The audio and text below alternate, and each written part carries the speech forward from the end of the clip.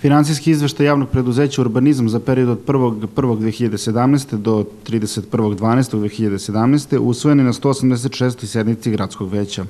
Sredstva koja su planirana finansijskim planom u iznosu od 319.951.934 su realizovane u iznosu 244.764.588 i sada da li da nabrajamo koji su poslovi finansirani, održavanje puta, pružnih prelaza, poslovnog prostora do 1.9., dečije odmaralište na Divčibarama, troškovi poslovanja i poverenih funkcija i troškovi izrade i planske dokumentacije. Na sednici su usvojeni finansijski izveštaj javnog komunalnog preduzeća Autotransport Pančevo za 2017. godinu. Ukupnu aktivu i pasivu u iznosu od 790.012.000 dinara, što je nešto više u odnosu na ranije periode, prvenstveno zbog procene vrednosti kapitala koju smo izvršili u skladu sa zakonom i odlukom o organizovanju koji nam je, odnosno u skladu sa nalogom gradske uprave zapravo.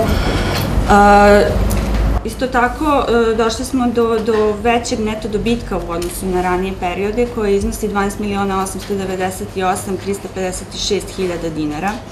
Dakle, ukupni prihodi su iznosili 882.034.578 dinara, ukupni rashodi 876.559.617.000 dinara i dobitak pre oporezivanja 5.474.961 dinara.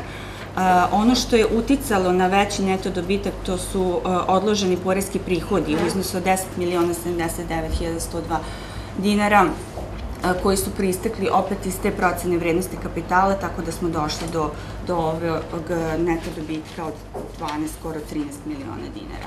Od avgusta prošle godine Zelenilo fakturiše svoje usluge prema gradu, navedeno je u izveštaju o radu i računovodstvenom finansijskom izveštaju ovog preduzeća. Na osnovu preporuke državnog revizora počeli smo da fakturišemo negde od 8. meseca naše usluge prema gradu, što ranije nismo radili, tako da ta dobit jeste malo veća za Zelenilo, ali prosto je knjigovodstveno tako.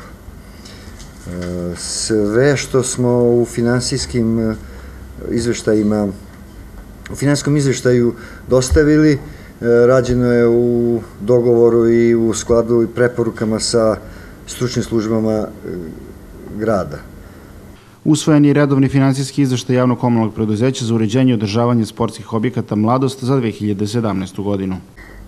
Ukupne prihode u 2017. godini su iznosili 117.739.000 dinara, od toga iz budžeta grada 80.282.000, što je 68% u odnosu na ukupne prihode.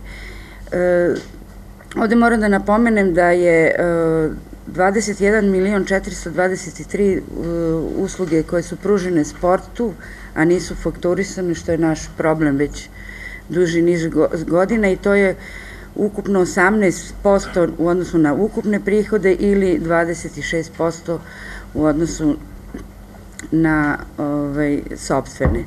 Što se tiče rashoda, oni su iznosili 124.659.000, od toga 103.098.000 su poslovni prihodi. Odluke Gradskog veća prosleđene su na usvajanje poslanicima Skupštine grada Pančeva.